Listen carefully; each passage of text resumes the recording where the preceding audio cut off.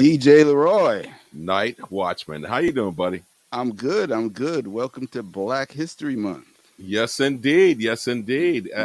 Now, of course, NightWatchman, you're not going to make it one of these jokes, which I've heard timeless times, okay, about it being the shortest month. You're not going to say No, anything. actually, that's just historically incorrect, and it's factually inaccurate. Oh. The reason why February was the month was because Carter Woodson, in founding what was then the Negro History Week, wanted to do it in honor of Frederick Douglass, whose birthday is February 14th. Now, more history is that his actual birthday is not February 14th, but he didn't know his actual birthday. So he chose February 14th because of the love he had from his mother, who was a slave, and really gave him the values that allowed him to exceed beyond his wildest explanation. So there's a little, not right off the bat, Black History Minute from Soul Lounge Primetime. Well, thank you, NightWatchman. You know what? Right. I want to also continue this because when we had some of these guests on before, we talked about the fact that, remember, America's true art form, jazz. Absolutely. And where does it live? It lives in Harlem. So we definitely have to have a follow-up in terms of how they've been living now that Mr. COVID is still around. Okay? Right. So go ahead. Would you like to bring out the guests? No, I'll bring them out. You introduce them. That's how this works. Okay. First, is someone I really consider a friend. We kind of hit it off like right off the bat. And remember, the only group I knew coming from Staten Island was Wu-Tang Clan. But you told me that there are others besides Wu-Tang Clan that actually inhabit, of course, Staten Island. That, of course, is the executive director, Tracy Hyter-Suffern of the National Jazz Museum in Harlem. How are you, my dear? Welcome, Tracy. Good evening. Good evening to you both. Yes, there's more coming out of Staten Island than Wu-Tang. All praises to Wu-Tang. But yes, and as a throwback to your Black History Month moment, thank you very much. I will say that every day is Black History Day. And there are Black people in the future and all that good stuff. Wow. Absolutely. In fact, I'm advocating for March to be Black Futures Month. Well, we've got June on lock with Black Music Month, and so we've got February on lock with Black History Month. March and April is National Jazz Month. So pretty soon we're taking over the world by taking over the calendar 1 month at a time. Well, we got to fight. We have to fight against eracism. That's right. Oh, that's right. NightWatchman, very good. Yeah. So of course, these next two folks that we're going to bring on stage also became fast friends. I loved his energy the first time I actually met him when he came to my office. That, of course, Dakota Pippins. And then not far behind, of course, C. Kelly Wright. She is like the homegirl that I never had. So we both of them are, of course, founders and directors of Harlem Late Night Jazz. C. Kelly. Hello. Hey, what's up with your camera? I'm not seeing your beautiful face. There you go. Hi, guys. There we go. All right. So, yeah, I switched so I could okay. this party. Yeah. As a matter of fact, NightWatchman, her camera looks as good as mine. So hey, she's I don't know, but I'm drinking non-dairy milk. But, one of the things I definitely have to ask you all is that the last time we actually had spoke, we were definitely in the midst of COVID. Now I think we've actually been able to accept the fact that it will be here for a while. So we have to learn to adjust to that fact. So Tracy, please do tell us, how have you been adjusting to the fact that COVID is here? Well, that's a two-part answer, I guess. One is in personal and family life and day-to-day life, and the other is related to work. I think we all heard the report either out of the CDC or it might have been New York State or New York City that said by the early middle of this year, I believe was the date the pandemic, or rather the the crisis, the corona crisis, will be endemic. So Mm. it'll just be a regular part of our existence, which Wow. is, conspiracists among us like me have been saying that from the beginning. But the rest of us who aren't maybe so aggressive about it, it's a surprise for us. And so, what I think we're all adjusting in a variety of ways. I'm coming to you from my office, my office that's in my apartment. And so I'm working a lot more from home, a whole lot more from home, which means that I'm not on the trains commuting with people. We can talk about this a little bit more later. I don't want to hog a lot of time, but our programming, the way we do our programming has changed. One thing that I'll say right up front is every single thing we offer, all of our programming is online and free of charge now. So Nice. that's certainly Nice. changed the way that we work. And with our vision to make jazz and the Jazz in Harlem experience accessible to every person on the planet, we're on our way. Excellent. Excellent. Oh man. C. Kelly, you have to tell us about Harlem Late Night Jazz and some of the adjustments you have been had to make. Well, yeah. First of all, last summer we took most of our music to the streets, thinking that it was safest and best to offer free to anyone who could stand to use some music, and that was everyone. It was good, and it made us feel more comfortable. Coming back into the clubs, though, was the plan this fall. Mm-hmm. And for the most part, it has gone well for us. We have adopted the vaccination checks and the temperature checks and contact tracing, just to try to keep some idea of who we're having experience the music and who we're bringing together. So far, it's been good for us. We did have to cancel one event. It wasn't safe, and it wasn't the best use of anybody's time, energy, and and hazards. So we did, but coming up in the spring, we have some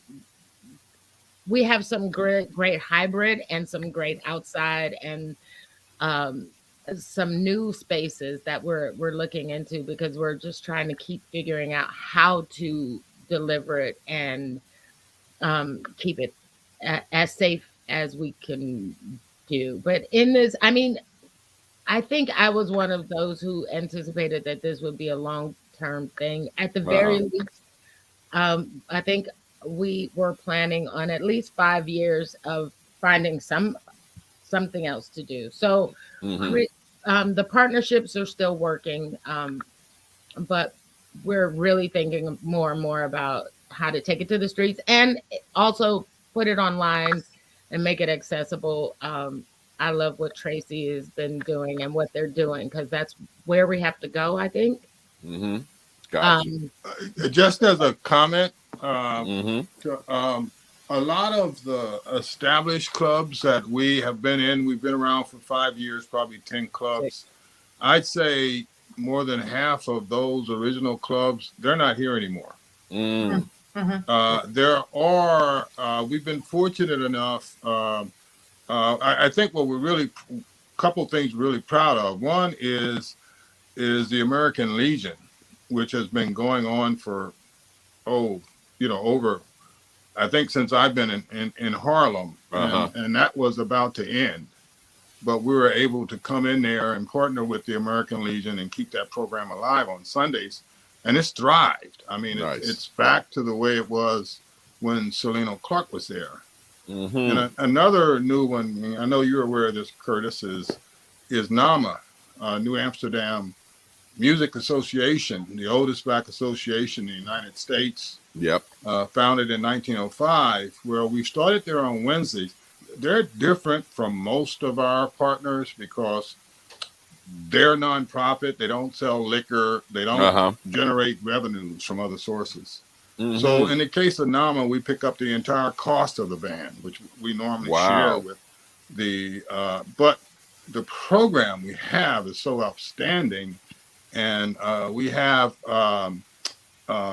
on Wednesdays, we're on Wednesdays 8 to 12, and we're alternating between a quintet with Celine Washington and Frank Lacey and Ronnie Barrage, Yoyoy, and either India Owens. Sometimes the bassist changes, and then they alternate with Ray Blue and Oregon Monk and Russell Carter, and it's a great program. So I just wanted to jump in and say, oh yes, and Patrick's Place. Patrick's Place. Where's that? It's on 151st and 8th, and it's a Jamaican restaurant. It's great. The food's great, and we've been there with Patience Higgins. When did we start there, Kelly? July, and it's really probably the closest thing to like the pub right now. James Carter has been in there a lot, and TK Blue, and a lot of the old folks. So we feel like those are the pluses. Gotcha. Before we switch the question, I'll just jump in that both NAMA and American Legion are they have indoor-outdoor spaces. So in the summer, I feel like in the spring and the summer, having the access to having people outside and spaced out may serve us, where I'm hoping. Yes. Fingers crossed for sure. And I heard this a number of times. And so Tracy, I want you to definitely comment on hybrid.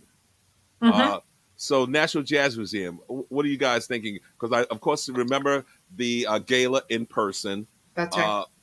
What's your vision in terms of hybrid events? The vision right now, and as I said, it changes minute to minute, dictated solely by the pandemic, right?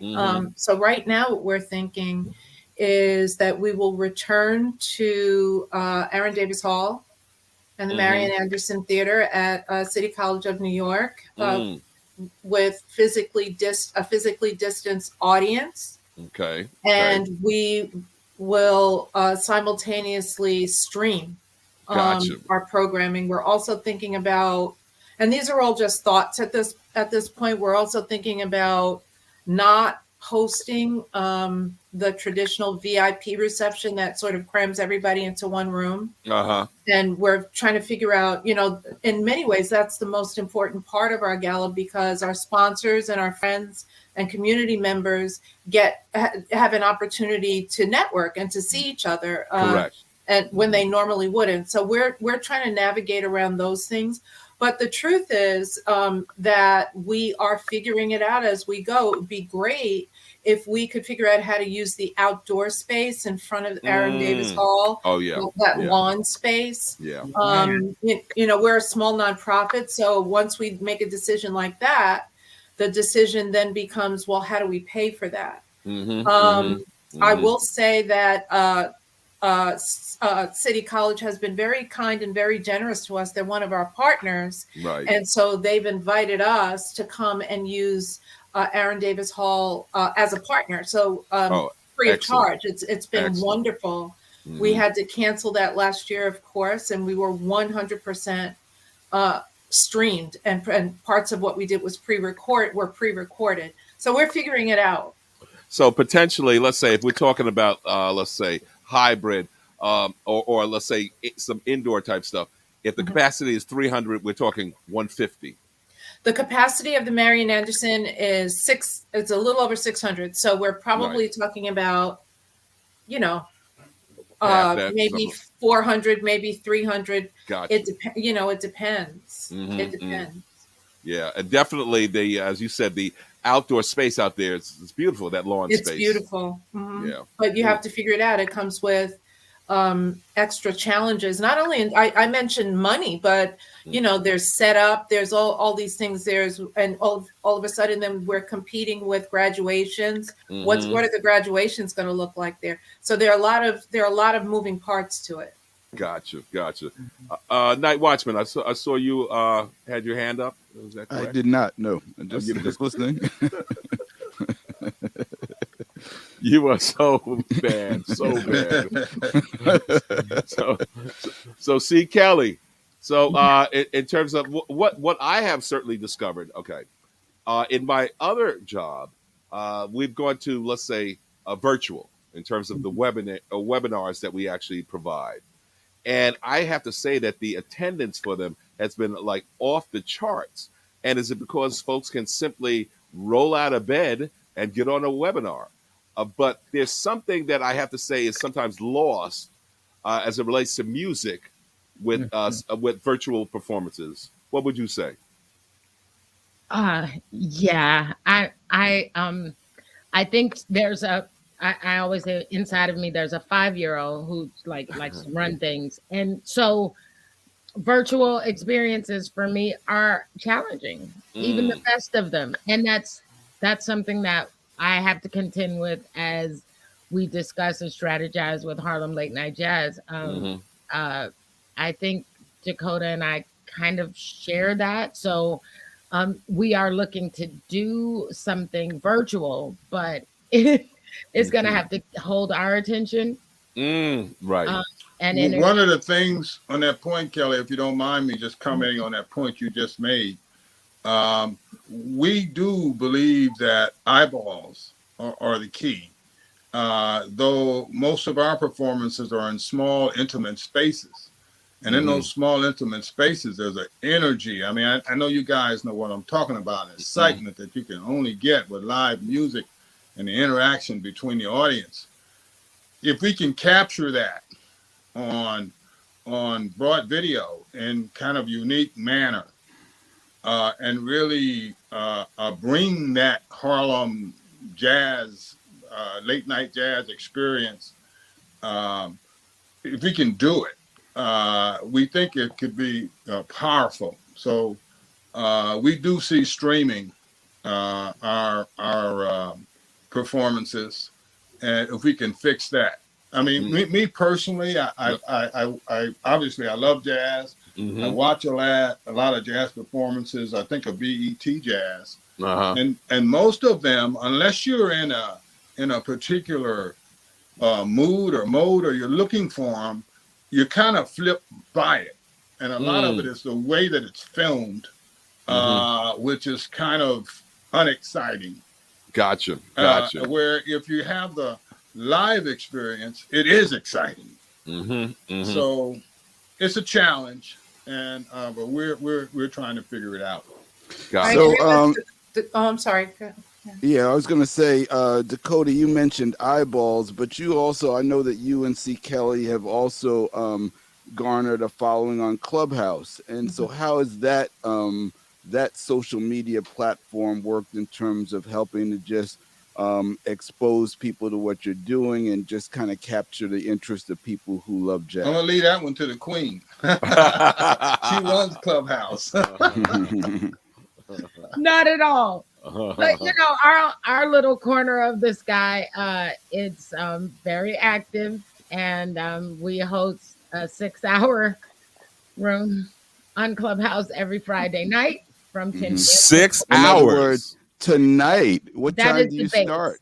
We go from 10 till 4 a.m. and then and beyond. And the beyond space generally is longer than the actual space. So we generally run for 12 hours. C. Kelly. Woo! Go ahead. It's ridiculous. And I do not know what these people are looking for. But no.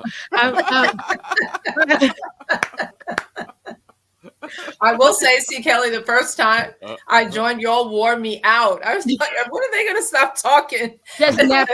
Just and you don't want to leave because there's so much great information and there's so much great back and forth. But I remember taking my phone, laying in my bed and taking my phone and resting it on my forehead. But I didn't want to miss anything. Right. It's so random. Like if you could even know, like, I'll listen during this time or I'll cut it off, or I'll go out, because you just never know what's going to happen. And I kind of wanted to create that space, but now I have to I have to live with it. So But there is a bit of what you get live, which is not just the music. Obviously, music sounds much better live, no matter how you slice it. But there was also that interaction, that being with people that you created online. And I mean, I guess it's also gives a clue to how do you make the hybrid thing work, because right. hybrid is all about trying to bring in elements of the live when you can't be live. And I think that in terms of you guys jumping into Clubhouse, that was an innovative way to just get the feel about, hanging out. That's what it is. You're still hanging out late night and joking and being with people, even when you can't be with them physically. So I thought that was a great move. Yeah, thank you for that. The great thing about it is some people just associate Harlem and Harlem late night jazz now because they've been exposed. So it's like, okay, so now they come to Harlem and there's so much to choose from, but this is their entry point. So I love being that. I wanted to create a space for musicians during the pandemic to just be able to get together and chop it up and play music and talk about music and literally play music, and it became a whole different thing. And now that the world is semi-open, it's even more challenging to have musicians in there because they're always working or hoping to work or out Friday nights. So it's more for the music lovers, the true music lovers, and we get people all across the globe. So nice. Astrid from the Netherlands, she spins for us every morning after she wakes up. I have Peter in Thailand. He's always and Kia's in Italy. Wow. And I wake up in the morning and my room is being run by no one in the country. And I love it. Harlem late night jazz global. Right. Harlem's a global brand. Somewhere all the time, right? So so they're really picking up on that idea. Like they come in and it's night and they're like, "Oh, I'm so glad you guys are here." And I feel like, "Oh wow. I really can't." But I love falling asleep and waking up in that room. It's great.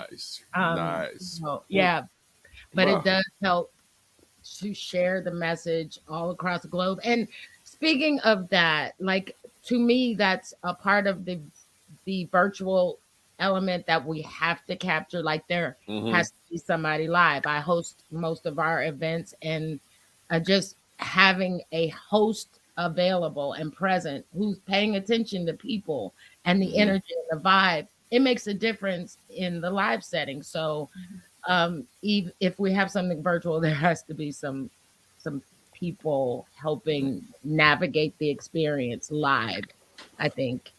Gotcha. Is my biggest piece that I want to bring to it. How are the musicians faring through all of this? Well,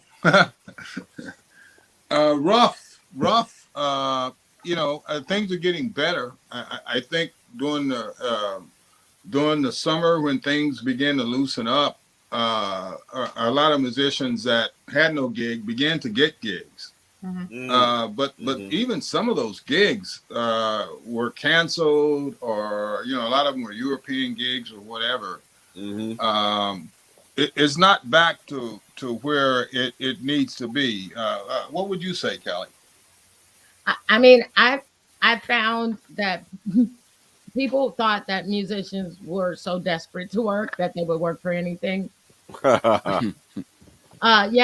I found so people didn't necessarily rally around musicians.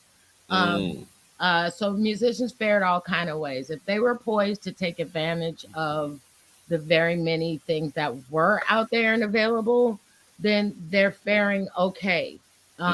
If they were not, then they're still not. Wow. If, for example, if your taxes weren't able to be completed, then you didn't participate in the stimulus. And for musicians who couldn't get their work history right, then you didn't benefit from the unemployment. Or, there's the PPP money that was going around. You were either poised for it or not. So Gotcha. people who were ready to make a shift fared okay, and but the ones who didn't probably are worse off. Now there is no unemployment fallback and supplements, and that I noticed that shift kind of the very next month. Wow. Like musicians calling to see, is there work? Like, well, there's also the fear factor, just to add to what Kelly's saying, as another factor with the musicians, because of health or age, a concern that they have about performing in certain spaces. Gotcha. And that has prevented a segment of them from really getting out and getting back into the business. Gotcha. Did you notice that as well, Tracy? Well, yes, and I've noticed that a lot of musicians, or some, I don't want to pretend I know all musicians. They went and got day jobs, right? So musicians who were making a living being musicians, being artists before the pandemic, now have day jobs. So that they can pay rent and that kind of thing. Some of the international musicians are having visa issues now. So there are a lot of different variables that are happening. Some musicians who were able to take advantage of the pause in rent really needed that pause. And now that the work hasn't necessarily come back, now what do? Right. I do want to talk. I want to give a plug to the museum here and say right at the beginning of the pandemic, the staff gathered and said, look, our commitment is to keeping artists working. And I know that I've said that before, here in this space before, because I say it all the time. And the reason I'm saying it today is because we literally took a tally of how many musicians we've been able to give at least one gig to since the pandemic started. Nice. And that number has reached 210 musicians as of today. And we're really proud of that. But one gig out of the National Jazz Museum in Harlem doesn't mean that you're returning to gigging. And I agree with Dakota. There are health concerns, especially in some of the smaller spaces. It's winter now. And so musicians aren't gigging outside. That's right. Yep. So there are a lot of variables that are affecting income and health. A lot of artists didn't have health insurance before. And to repeat what C. Kelly said, if they weren't poised to get paperwork together, or the older musicians were really frustrated by the technology, and couldn't and needed help to navigate some of the portals, and sometimes that was successful, sometimes it wasn't.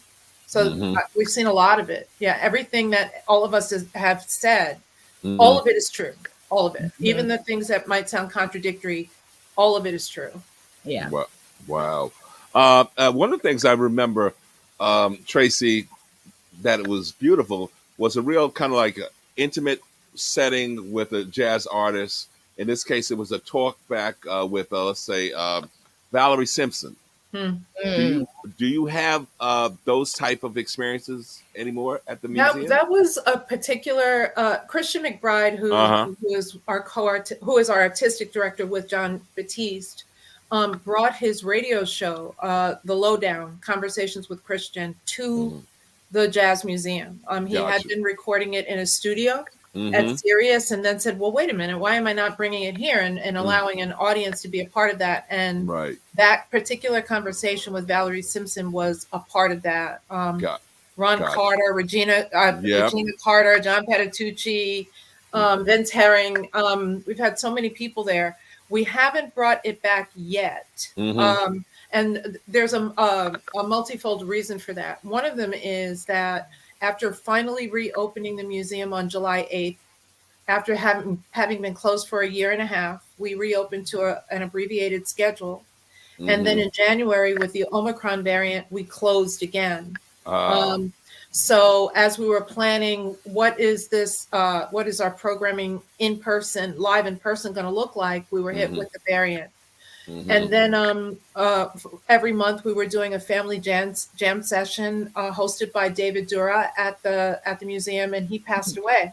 Oh, wow. And so, yeah, he passed away. I don't want to misstate it. It was a couple of months ago. Okay. So every time, there's a 1-2 punch every time. But on the upside, we are reopening again to an abbreviated schedule, but we'll reopen on February 10th. And to a really big deal. We're going to reopen with our first ever collaboration with Disney. And we're bringing a Soul exhibit, an exhibit of the movie Soul. Nice. Yes. And so very nice. Disney asked us for permission to turn the museum into the Half Note Club that is portrayed in the film. I haven't seen it yet. I can't wait to see it. But that exhibit will be up until March 31st. And I say that now, not only to give it a plug, but I know that Dakota and C. Kelly and I have been like ships passing in the night as we try to collaborate. And so this offers a really good opportunity for a space. And I know that all of us really believe that we're our brother's keeper. Harlem really is a village. Yes. And it's a village that extends beyond the geographic boundaries of Harlem. And so one of the things we've done is we've gone out and we've said, we've gone into businesses and said, would you like live music? If they had a backyard or a patio, and if they said yes, the thing was, listen, we have funding for this, and our commitment is to extend Harlem to every corner of the city. We'll bring you everything. All you got to do is give us a space. And that has been really helpful to some local businesses, even as far flung as out here in Staten Island, where I am. On the other side of the world. But this is on the positive side. It's a real opportunity to employ musicians and to collaborate with each other. God, that's great. Definitely very nice. I guess okay. So Dakota, I think you mentioned, and C. Kelly, you too, in terms of finding willing and able venues for the craft, for the art. How has that been? Well, let me talk about that. Go ahead. Because it's a chance to segue into something I'm going to ask, Kelly to cover. As I mentioned, about half or so of the venues we've been in are closed, but there are some new ones. Okay. And we've identified a couple new venues. One is called The Porch. It's on 147th and St. Nicholas. Oh, okay. And we started. We're supposed to start in March, like Tracy mentioned. We took a hiatus at a couple of our venues in February because we stopped in January and we're going to stay out of February because of Omicron. Even though we had a couple of venues that wanted to keep going and we stayed with them. But we were supposed to start in March, but they wanted to open in February. So we booked their bands for this month, every Thursday, 8 to 12. We had Saline Washington and the crew yesterday. And in March, we're going to start a schedule there every Thursday. Okay. And we found another venue, beautiful venue. It hasn't opened yet. So, I don't want to jump out in front, where we think in March, it's a great jazz venue that we anticipate some new programming, maybe going back to some of our goals for when we got started. And beyond that, we anticipate, we've probably been in, Kelly would know the number better, 10 to 12 clubs in West Harlem, CB9, and we're hoping we can identify another 2. I want to know the process. How do you guys identify these spots? Are you like the walking salesman on the street with your this is what we're gonna do. We're gonna hit up this one. This looks Want some like jazz? Got some yeah. jazz. Pretty I much. think about half of them, they reach out to Kelly. Oh, But we go up and down. I mean, one night we just went up and down Broadway, and we got a grant from West Harlem Development Corporation. Oh, yes. And one of our objectives there is to keep the music alive in West Harlem. I mean, we share all the objectives that Tracy mentioned. Mhm. So we actually, went visited a number of them and talked to a number of people, and we were told about clubs by musicians. So it's kind of a more of an art than a science. One of the things that we've learned, though, what we know is the key to success is that the venue has to be really committed to music. Gotcha. When we first got in it, we would bring everything there. We brought drum sets. We've done everything to encourage the venue. But what we've discovered is no venue makes it on one night. if they're not, well managed and they don't have a real commitment to music, enough to invest in the sound system and do some of the things that we think are necessary for quality products.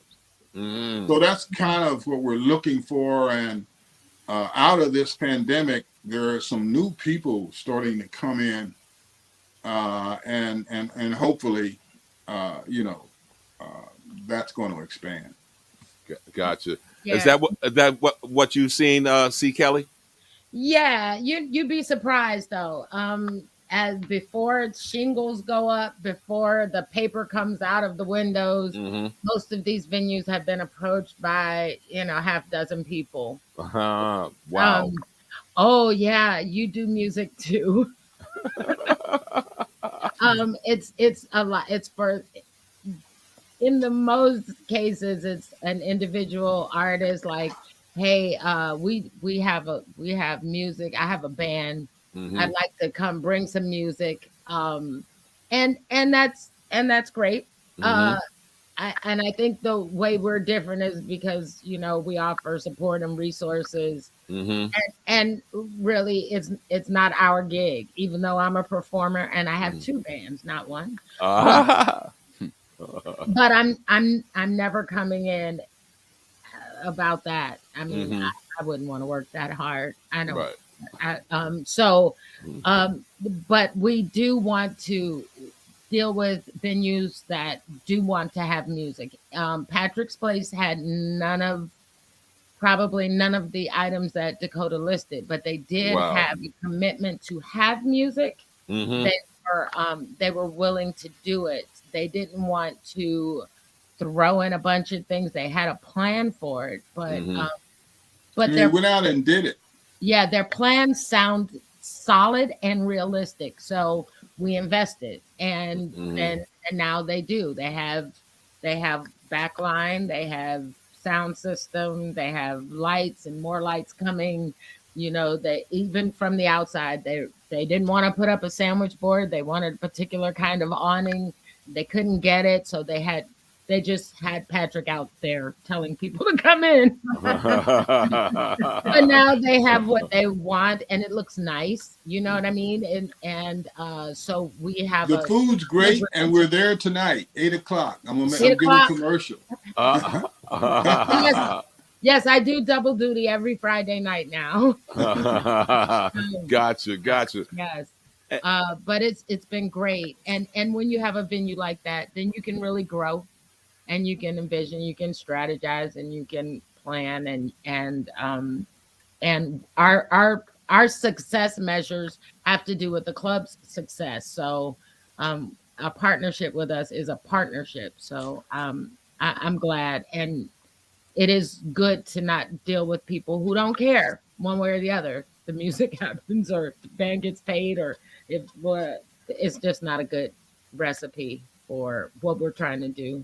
Well, just a little more about Patrick's Place. I mean, Kelly, it's a wonderful place. And it's a Jamaican restaurant. It's small. The food's great. But a lot of the musicians are beginning to adopted.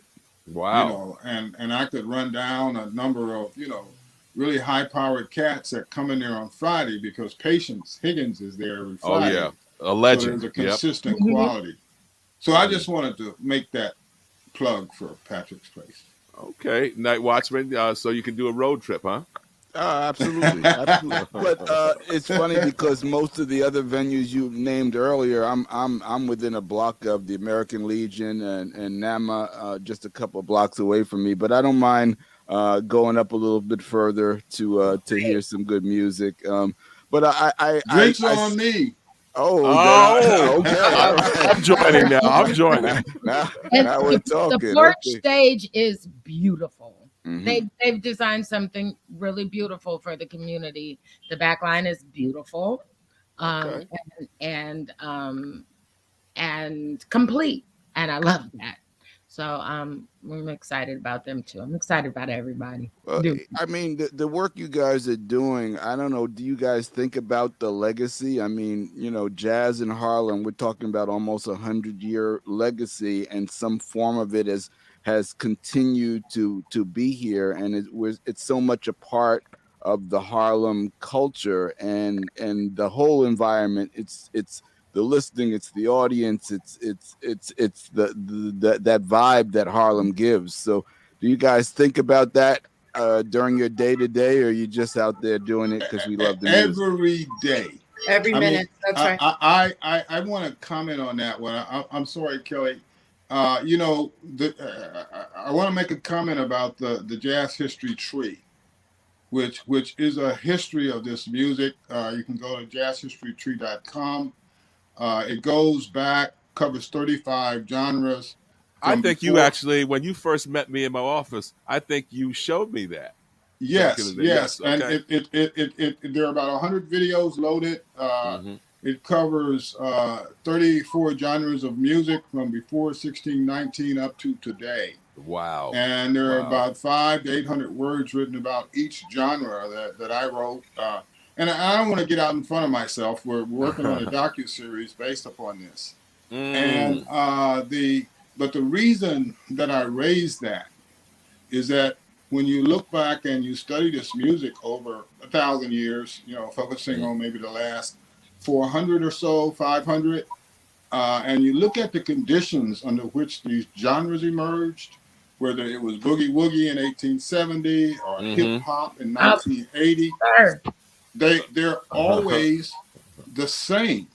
The conditions were whenever enough Black people got together so that they could create, perform, and enjoy the music for themselves without concern about what the external world felt. That's when these genres exploded and were created. Got it. And that's why places like the pub and the places that we're supporting now are so important.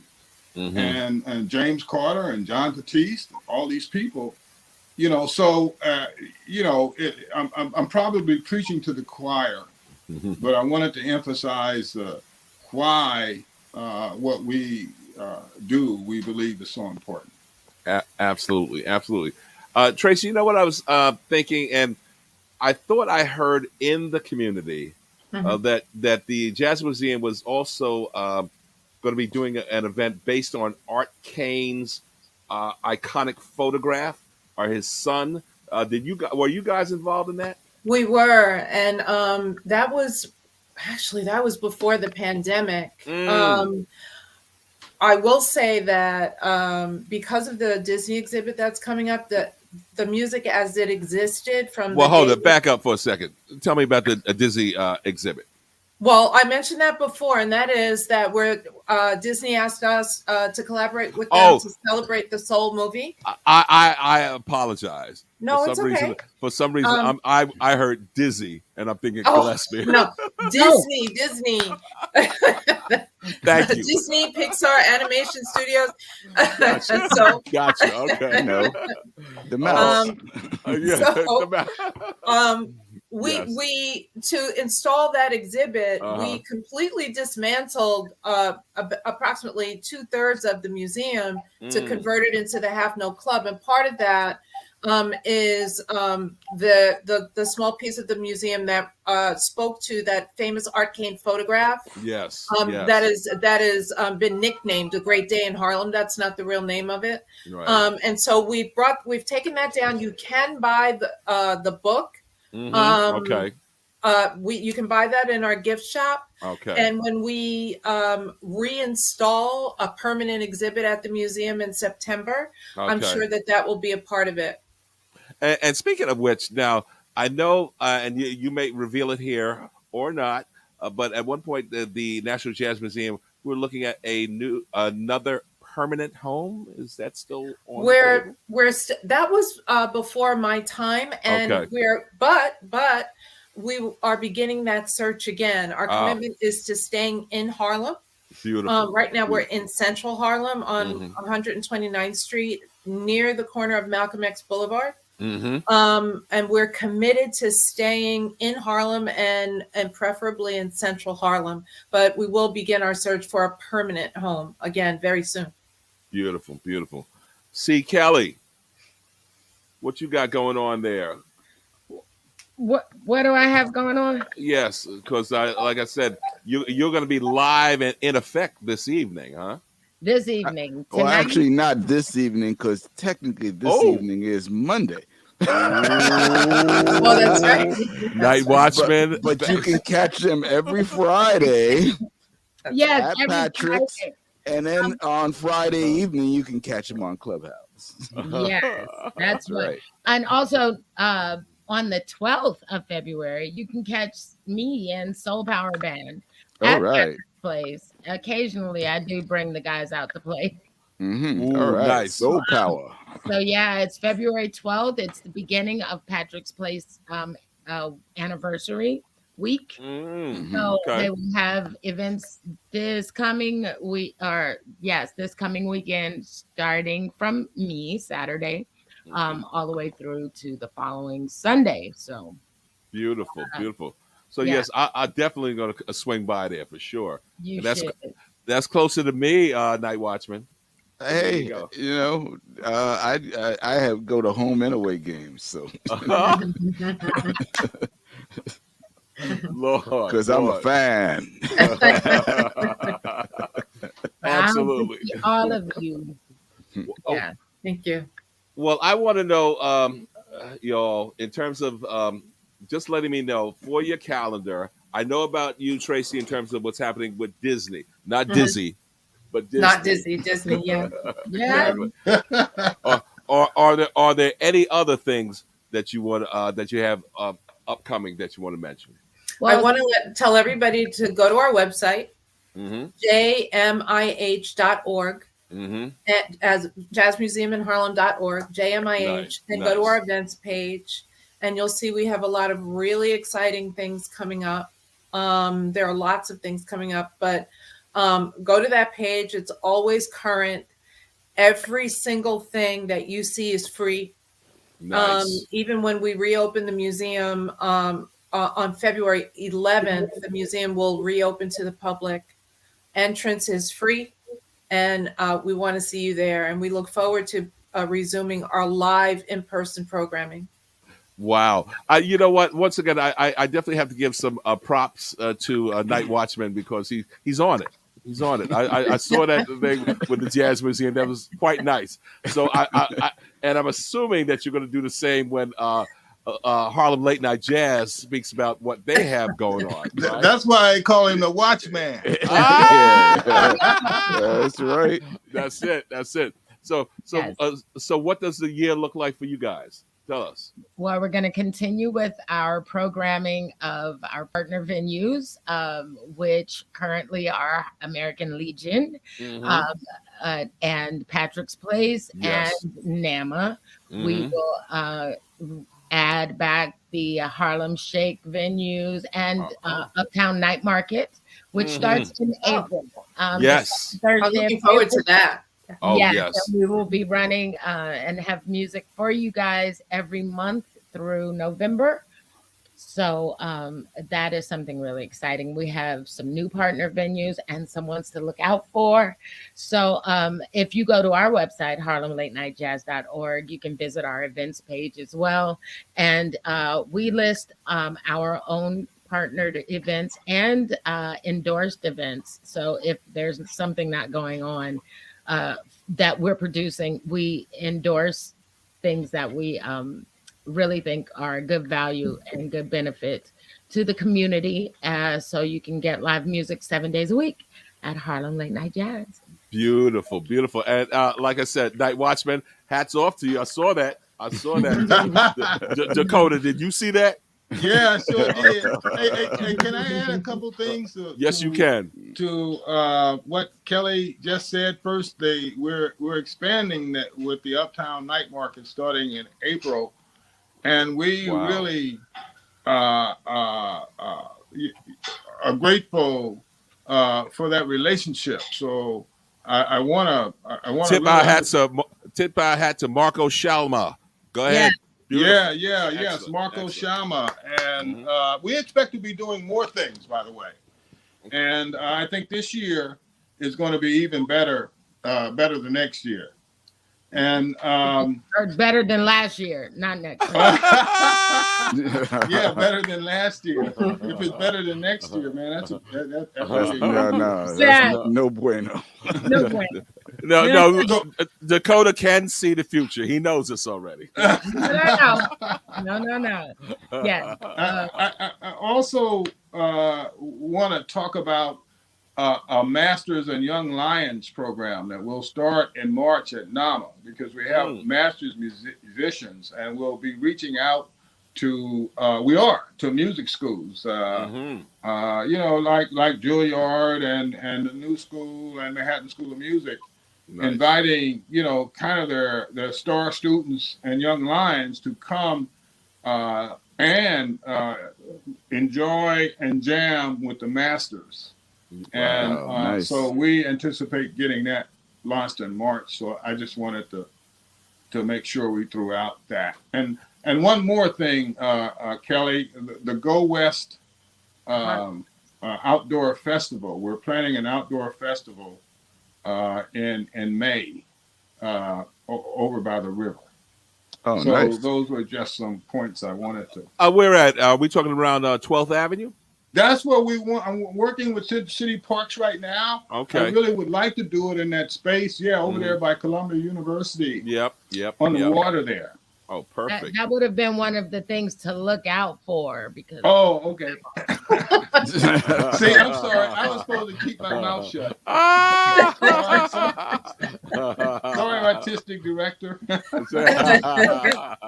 right. Absolutely. Oh man. Well, one of the things I guess, and this is for you, Tracy. Now, and I heard them in terms of doing maybe a little relationship, let's say, with educational institution. What about the National Jazz Museum in any public schools? Any thoughts? Yeah. I'm so happy with the work we've been doing in public schools. We, before the pandemic, had so many schools coming into the museum all the time. And the blessing of that was, for a lot of those kids, K through 12th grade, it was the first time they'd ever heard jazz, or at least identified it as jazz. For some of them, for many of them, it was the first time they'd even ever left their own boroughs and ventured into Harlem. And of course, the pandemic put a stop to that. But thanks to some work that we've continued to do with funding from some very generous partners, and with some funding from the New York City Council Coalition of Theaters of Color, for the past 3 years have been designing programming to take into the schools. So bringing the mountain to Muhammad is what we're doing. And so we're creating, it's a combination of recorded and live presentations. We bring live teaching artists or offer them digitally into school assemblies. And reach out to as many young students as we can at one time. And the good news about this programming is that it lives forever. It's digital, it's recorded, so it lives forever. And the goal is to make it available to any school that wants it, not just in New York City, but in the world. So, and again, free of charge. So that's what we continue to work on, and what we produced for the past 3 years, but even before that, as part of our regular programming. And we have had the pleasure of working with the fantastic Sekou McMiller, who is a world-renowned choreographer, dancer, music educator, who is working with us to create these. Beautiful, beautiful. So, NightWatchman, we're about to take him home. But I guess go ahead. We got time for everybody to, if they have any last parting words or anything they'd like to share, we can do that. Absolutely. Okay. I just wanted to, on Tracy, that's an exciting program you guys are working on. Thank you. And education is an important part of what we want to do. And I don't know whether or not you've had a chance to look at the Jazz History Tree, but one of our objectives there are K through 12 and collegiate, so I just want to plant that seed, because I think what you're doing is so important. Believe me, received, planted. Nice. Thank you. C. Kelly, some last remarks? Visit our website, harlemlatenightjazz.org, and join the mission. Show up. It means so much to the musicians. It really does. And they have been pouring into us for our lives. So when you get the opportunity to pour back, do it. That's nice. Tracy, take us out.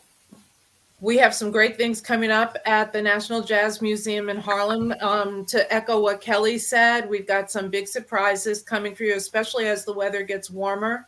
Our commitment is to bring the Jazz in Harlem experience to every person on the planet, and that means you. So get on our website, get on our Facebook page, go on YouTube, look for National Jazz Museum in Harlem.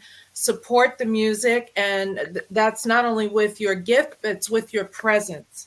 It means everything to us and to the artists when you show up. Yes. Excellent. NightWatchman, it's you, buddy. So you have been listening to Soul Lounge Primetime. We are on WHCR 90.3 FM, the voice of Harlem. I'm gonna crank up the drone shot so we can go out on this. We're also live on Monday nights on YouTube and Facebook at 8 o'clock. We're live on WHCR 90.3 FM at 7 o'clock. You can always find us on Mondays. You can always find Late Night Harlem Jazz on Fridays. Yes. You can visit them at Patrick's or find them on Clubhouse, but you don't want to miss them. So we want to thank our guests for coming and sharing what they're doing to keep this art form alive. And again, this has been Soul Lounge Primetime. Jazz still lives in Harlem, baby. Yes, it Yeah. does. Hallelujah.